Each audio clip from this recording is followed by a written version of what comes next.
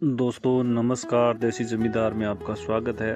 आज हम बात करने वाले हैं ऐसी सब्जी की जो भारतीय किसानों के लिए कम लागत में कम समय में बहुत अच्छा मुनाफा दे सकती है। जी हाँ, हम बात कर रहे हैं देसी टिंडा की खेती। तो ये छोटी गोल हरी सब्जी है, न सिर्फ घरों में बहुत पसंद की जाती है बल्कि बाजार में इसकी मांग हमेशा बनी रहती है। खासकर गर्मियों में देसी टिंडा की खेती से आप कम खर्च में लाखों कमा सकते हैं अगर सही तरीके से किया जाए। ये फसल छोटी अवधि की होती है, मात्र 35 से 50 दिन में तैयार हो जाती है। सही मौसम, अच्छी मिट्टी और थोड़ी देखभाल से प्रति एकड़ 3 से 4 हजार किलो तक उत्पादन मिल सकता है। बाजार में भाव 30 से 60 रुपए प्रति किलो के हिसाब से मिलता है, जिससे प्रति एकड़ में 2 से 2.5 लाख रुपए या 4 लाख रुपए तक की आय आसानी से हो सकती है। लागत घटाकर शुद्ध मुनाफा की बात करें तो 2 लाख से ऊपर रहता है और ये फसल चक्र में भी बहुत फायदेमंद है क्योंकि ये मिट्टी को ज़्यादा थकाती नहीं है। अब चलिए शुरू से समझते हैं और देसी टिंडा क्या है और क्यों ये इतनी खास है। देसी टिंडा एक कद्दू परिवार की सब्जी है और ये हल्की, पचने में आसान और पानी से भरपूर होती है। इसमें जो फाइबर है, विटामिन सी है, पोटेशियम है और एंटीऑक्सीडेंट भरपूर होते हैं। गर्मी में ये बॉडी को ठंडक देती है और पाचन सुधारती है। बाजार में इसकी डिमांड दिल्ली, मुंबई, जयपुर, लखनऊ जैसे बड़े शहरों में बहुत ज़्यादा है और स्थानीय मीडिया में भी मंडिया में भी अच्छी रेट इसकी मिलती है। तो सबसे पहले सही समय कौन सा चुनना है हमें। देसी टिंडे की बुआई का सबसे अच्छा समय फरवरी से मार्च है और इस समय बुआई करने पर अप्रैल में, मई में फसल तैयार हो जाती है, जब गर्मी की वजह से अन्य सब्जियां कम आती है और टिंडा का भाव सबसे ज़्यादा रहता है। अगर आप उत्तर भारत में हैं तो फरवरी अंत या मार्च में शुरुआत में बीज बोएं और कुछ जगहों पर जून जुलाई में भी बुआई हो सकती है, लेकिन अगेती फसल ज़्यादा फायदेमंद होती है। गलत समय जैसे अप्रैल मई में बुआई करने से तेज़ गर्मी में पौधे झुलस जाते हैं और पैदावार बहुत कम हो जाती है। तो मिट्टी की तैयारी बहुत ज़रूरी है। तो मिट्टी की तैयारी कैसे करनी है। तो टिंडा को अच्छी निकासी वाली हल्की दोमट या रेतीली दोमट मिट्टी सबसे अच्छी लगती है। पीएच 6.0 से 7.5 के बीच होना चाहिए। अगर आपकी मिट्टी चिकनी या काली है तो वो भी ठीक है, लेकिन रेतीली मिट्टी में ज़्यादा गोबर की खाद डालनी है आपको और खेत में 2-3 बार जुताई कर सकते हैं तो करें।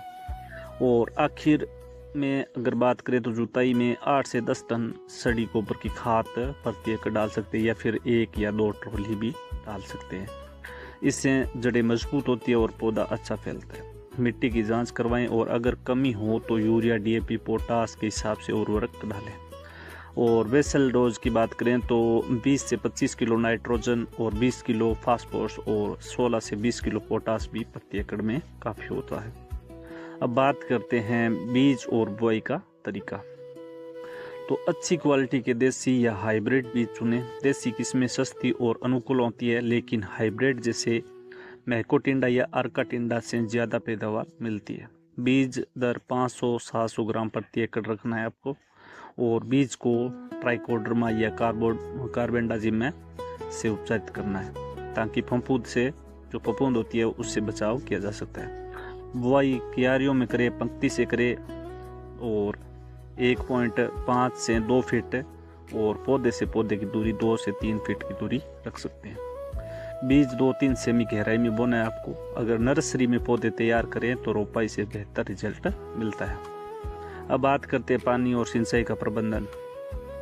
टिंडा को ज़्यादा पानी नहीं चाहिए, लेकिन नियमित चाहिए। ज़्यादा पानी से जड़ें सड़ सकती है। ड्रिप इरिगेशन सबसे अच्छा तरीका है, इससे पानी बचता है, खरपतवार कम होती है और पैदावार 20 से 30% तक बढ़ जाती है। शुरुआत में हल्की सिंचाई करें।